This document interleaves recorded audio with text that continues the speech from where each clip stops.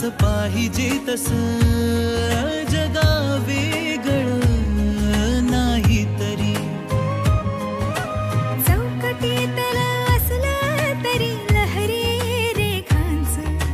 cotton वाल दिसलं तरी रेशीम धाग्यांचं थोडं तुझं अन थोडं माझं थोडं तुझं